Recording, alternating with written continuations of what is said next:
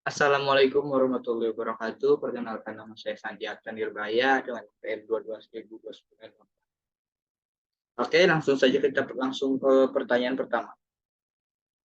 Berikan penjelasan terkait materi distribusi term secara menyeluruh beserta contoh dengan diagram Venn. Distribusi term merujuk pada pengaturan atau penyebaran suatu istilah atau konsep dalam kategori atau kelompok yang relevan. Hal ini membantu dalam mengorganisir informasi dan memahami hubungan antara berbagai elemen dalam suatu domain atau topik tertentu. Diagram Venn adalah alat visual yang berguna untuk memperlihatkan hubungan dan persamaan antara kategori-kategori yang berbeda dalam suatu konteks. Misalnya, kita dapat menggunakan distribusi term dan diagram Venn untuk memahami hubungan antara hewan-hewan berikut seperti kucing, anjing, dan burung. Nomor satu, kucing termasuk dalam kelompok mamalia, kelompok hewan berbulu, kelompok hewan yang bisa dijadikan peliharaan, dan tidak termasuk dalam kelompok hewan berparuh. Nomor dua, anjing termasuk dalam kelompok hewan mamalia, berbulu, bisa dijadikan peliharaan, dan tidak termasuk kelompok hewan berparuh. Ketiga, sedangkan burung termasuk dalam kelompok burung, aves termasuk dalam kelompok hewan berbulu, bisa dipelihara, tidak termasuk dalam kelompok mamalia. Dengan menggunakan kategori diagram Venn, kita dapat mewakili hubungan antara kategori-kategori ini. Misalkan, kita menggunakan 3 lingkaran tumpang tindih untuk masing-masing kategori. Mamalia, hewan berbulu, dan hewan peliharaan. Oke, lingkaran pertama mewakili hewan mamalia, lingkaran kedua mewakili hewan berbulu, dan ketiga mewakili hewan peliharaan. Tumpang tindih antara lingkaran pertama dan kedua menunjukkan bahwa kucing dan anjing termasuk dalam kategori mamalia dan hewan berbulu. Tumpang tindih antara lingkaran kedua dan ketiga menunjukkan bahwa kucing, anjing, dan burung termasuk dalam kategori hewan berbulu dan hewan peliharaan. Diagram Venn untuk contoh ini akan terlihat seperti ini.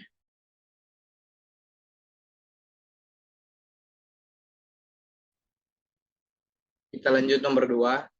Berikan penjelasan terkait materi oposisi secara menyeluruh beserta contoh dengan traditional square of opposition. Oposisi dalam logika mengacu pada hubungan antara pernyataan atau proposisi yang saling bertentangan atau berlawanan. Hal ini membantu kita dalam memahami kontradiksi, konversi, kontraposisi, dan korelasi. Antara proposisi-proposisi tersebut, salah satu alat yang digunakan untuk menggambarkan oposisi adalah traditional square of opposition. Traditional square of opposition adalah suatu diagram terdiri dari 4 kotak mewakili hubungan logis antara 4 jenis pernyataan. Universal afirmatif dengan huruf A, universal negatif dengan huruf B, partikular afirmatif dengan huruf I, dan partikular negatif dengan huruf O. Diagram ini membentuk persegi dan memperlihatkan hubungan antara proposisi-proposisi tersebut. Penjelasan singkat tentang masing-masing jenis pernyataan dalam traditional square of opposition. Yang pertama, universal afirmatif dengan huruf A, pernyataan yang menyatakan bahwa setiap anggota subjek termasuk dalam predikat. Contohnya, semua manusia adalah makhluk hidup. Universal negatif dengan huruf E, pernyataan yang menyatakan bahwa tidak ada anggota subjek yang termasuk dalam predikat. Contohnya, tidak ada manusia yang bisa terbang. Nomor 3, partikular afirmatif dengan huruf I, pernyataan yang menyatakan bahwa ada anggota yang termasuk dalam predikat. Contohnya, beberapa manusia adalah ilmuwan. Dengan yang terakhir, partikular negatif dengan huruf O. Pernyataan yang menyatakan bahwa tidak semua anggota subjek termasuk dalam predikat. Contohnya, tidak semua manusia adalah olahragawan.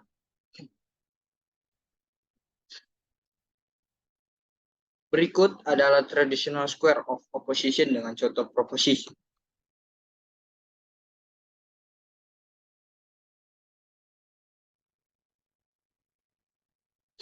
Kotak A, universal afirmatif. Semua manusia ada makhluk hidup.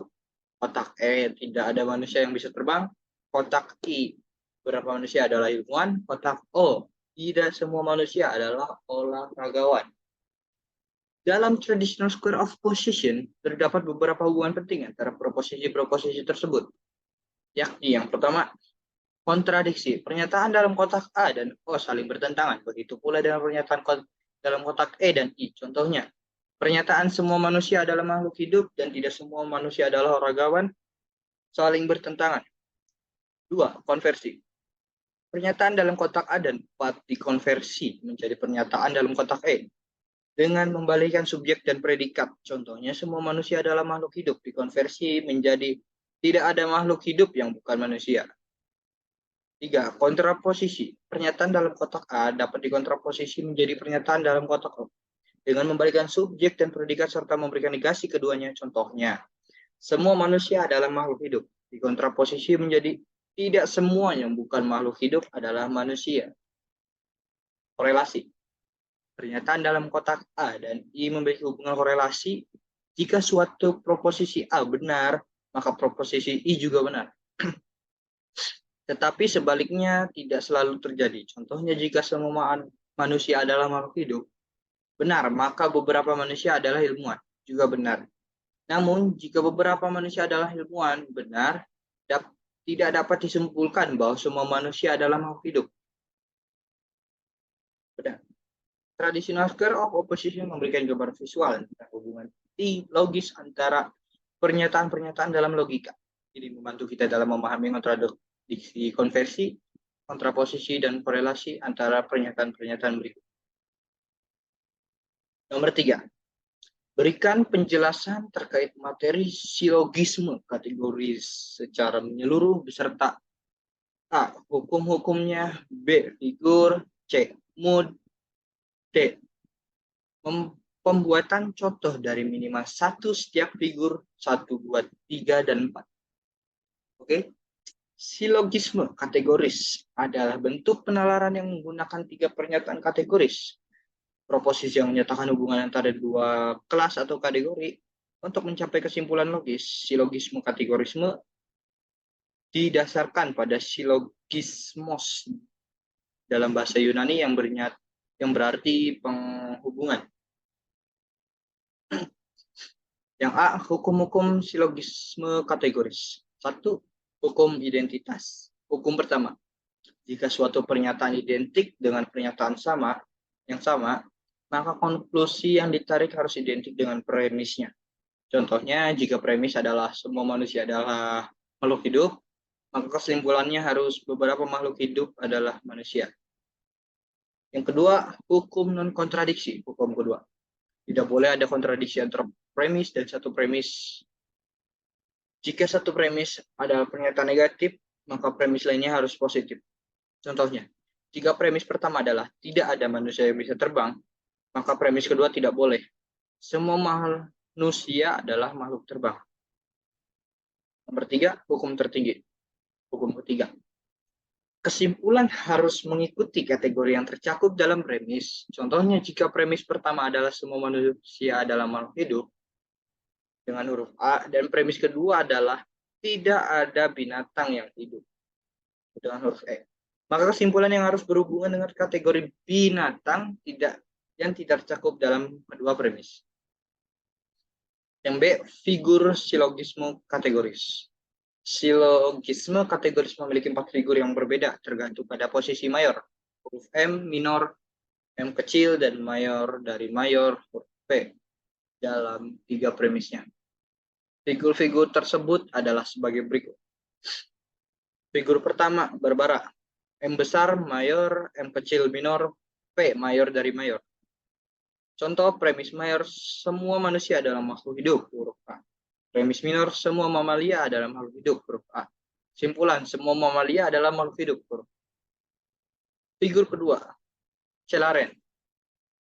M kecil, minor, M besar, mayor, huruf P, mayor dari mayor. Contoh premis minor, tidak ada manusia yang bisa terbang, huruf E. Premis mayor, semua burung adalah manusia, huruf A. Kesimpulannya, tidak ada burung yang tidak bisa terbang. Salah. Kesimpulannya, tidak ada burung yang bisa terbang. Urut dengan huruf. Figur ketiga, dari.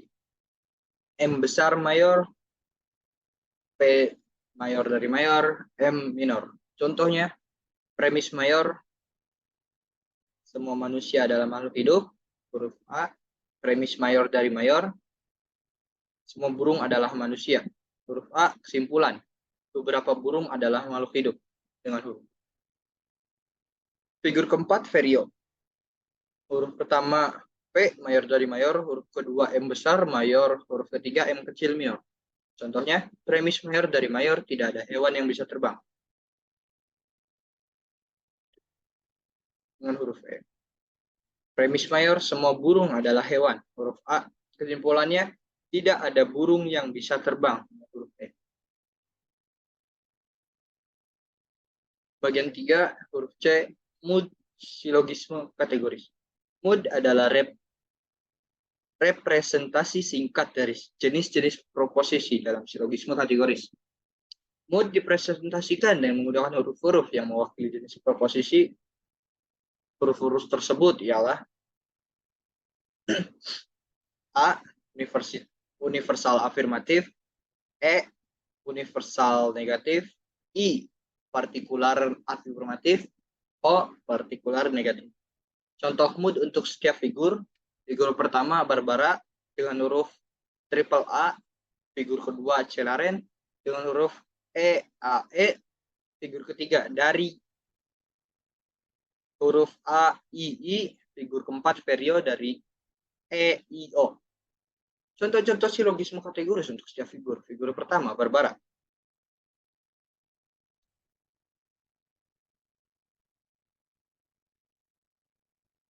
Premis mayor, semua manusia adalah makhluk hidup. Huruf A. Premis minor, semua mamalia adalah manusia. Kesimpulannya, semua mamalia adalah makhluk hidup. Figur kedua Celaren, premis minor, tidak ada manusia yang bisa terbang. Premis mayor, semua burung adalah manusia. Kesimpulan, tidak ada burung yang bisa terbang. Figur ketiga dari premis mayor, semua manusia adalah makhluk hidup. Premis mayor dari mayor, semua burung adalah manusia. Kesimpulan, beberapa burung adalah makhluk hidup. Figur 4 Perio. Premis mayor dari mayor, tidak ada hewan yang bisa terbang. Premis mayor, semua burung adalah hewan. Kesimpulannya, tidak ada burung yang bisa terbang. Dalam setiap contoh yang tadi, premis dan kesimpulan dijelaskan sesuai dengan mood dan figur terkait. Silogisme kategoris membantu dalam mengabarkan hubungan logis antara pernyataan-pernyataan kategoris dan mencapai kesimpulan valid berdasarkan premis yang diberikan. Lanjut, nomor 4. Berikan penjelasan satu penerapan silogisme kategoris yang menggunakan peraturan perundang-undangan sebagai premis mayornya. Mahasiswa bebas memilih peraturannya, silakan buat contoh dan penerapan. Contoh penerapan silogisme kategoris dengan menggunakan peraturan undang-undang sebagai premis mayor. Premis mayor, semua pengendara motor harus menggunakan helm saat berkendara dengan huruf A. Premis minor, seseorang adalah pengendara motor dengan huruf M kecil. Kesimpulan, oleh karena itu orang tersebut harus menggunakan helm saat berkendara. Penjelasannya. Dari contoh yang tadi, premis mayor mengacu pada peraturan perundang-undangan yang mengharuskan semua pengendara motor menggunakan helm saat berkendara. Premis minor menyatakan bahwa seseorang adalah seorang pengendara motor. Dengan menggunakan silogisme kategoris, kita dapat menyimpulkan bahwa orang tersebut harus menggunakan helm saat berkendara. Penerapan ini menggambarkan pola logis dari silogisme kategoris di mana premis mayor berupa peraturan perundang-undangan yang bersifat universal afirmatif huruf A dan premis minor dalam kenyataan spesifik huruf M kecil. Kesimpulan yang diambil dalam konklusi logis berdasarkan hubungan antara premis mayor dan premis minor. Dalam penerapan ini, premis minor berfungsi sebagai asumsi dasar berdasarkan peraturan perundang-undangan yang berlaku. Sedangkan premis minor menyediakan informasi khusus tentang individu atau situasi yang dipertimbangkan. Dengan menggunakan silogisme kategoris, kita dapat menghasilkan simpulan yang valid berdasarkan hubungan logis antara kedua premis tersebut. Penerapan silogisme kategoris dan menggunakan aturan perundang-undangan sebagai premis mayor dapat digunakan untuk memahami dan menjelaskan berbagai aturan atau kebijakan dalam konteks hukum dan peraturan yang berlaku. Sekian dari saya, cukup jawaban dari saya segitu. Terima kasih. Wassalamualaikum warahmatullahi wabarakatuh.